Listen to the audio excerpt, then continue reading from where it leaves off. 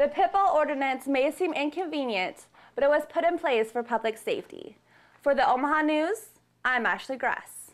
People have questioned whether Holtom is eligible to run for city council due to his felony conviction in Utah for selling pornography to a minor. But Holtom states that once he was allowed to vote, he was eligible to run for city council. The laws allow people seeking protection orders for themselves to have their pets included in the orders. 10 states have already adopted such laws. Iowa and Nebraska are considering similar measures. No matter what you do for Valentine's Day or how much money you spend, it's important to remember that it's the thought that counts. For the Omaha News, I'm Ashley Gress. John Holtom has been known around Nebraska as the owner of the erotic adult-only store Dr. John's. But this year, Holtom wants a new title. He wants to be known as Lincoln City Councilman. Always been into politics. Holtom's love for politics has prompted him to run for city council, but his felony record has brought his eligibility into question. I read the law. It said if you have a felony after 2 years, your rights are to vote are reestablished. And it clearly states that I can run for this office if I can vote. People have questioned whether Holtom is eligible to run for city council due to his felony conviction in Utah for selling pornography to a minor. But Holtom states that once he was allowed to vote, he was eligible to run for city council. But David Shively, the Lancaster County Election Commissioner, says the law just isn't that simple. Basically says that anyone cannot hold office if they have a felony conviction unless that felony conviction has been expunged or his entire civil rights have been restored. So now they're trying to dig up stuff and try and keep me from running. What are they afraid of? Let the people vote. If the people don't want me to be in office, I won't be in office. Two Lincoln business owners question whether Holtom might have a shot at winning the election. I just think what he stands for, I don't think is gonna bode well for a conservative community like Lincoln. But there's a lot of college students here, and they might think it's funny if Dr. John got elected to the city council. So you never know. I don't think anybody's liberal enough to vote for him just by looking at his name and making a check mark. The Lancaster County Election Commission office is currently investigating whether Holtom is eligible to run for office. For the Omaha News, I'm Ashley Gress.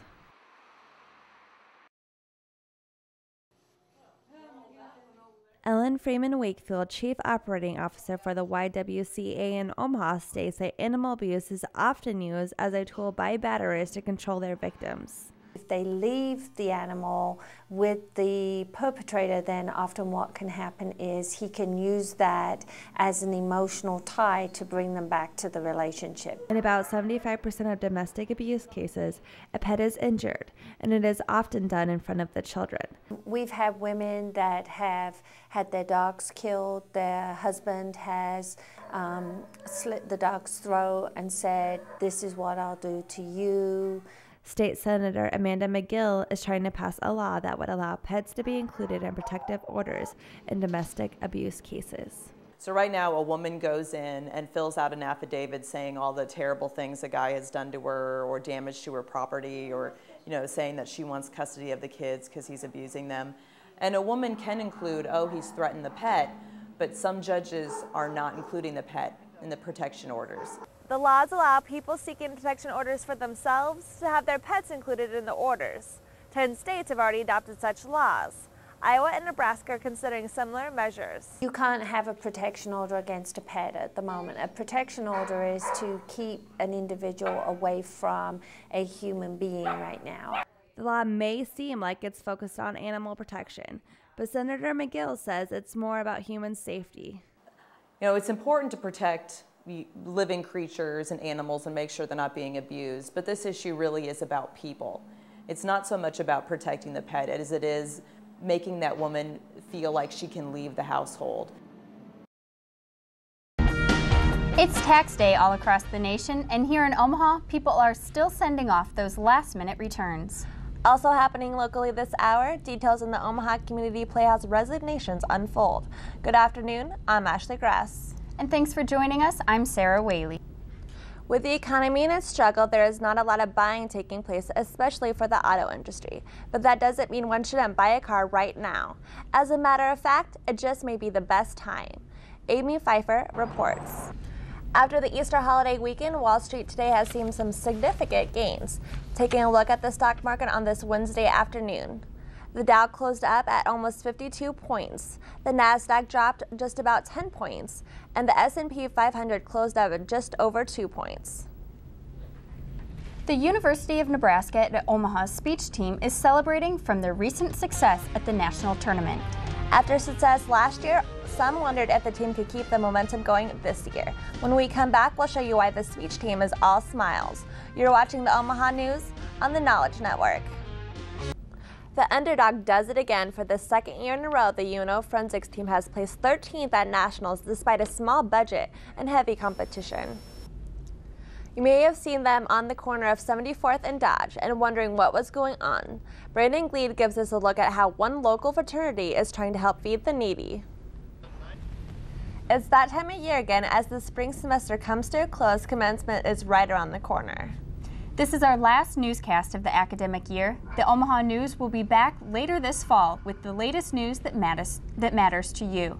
And as a reminder, all summer you can catch our web extras on our website, theomahanews.com. And for all of us here at the Omaha News, thanks for watching and have a good evening.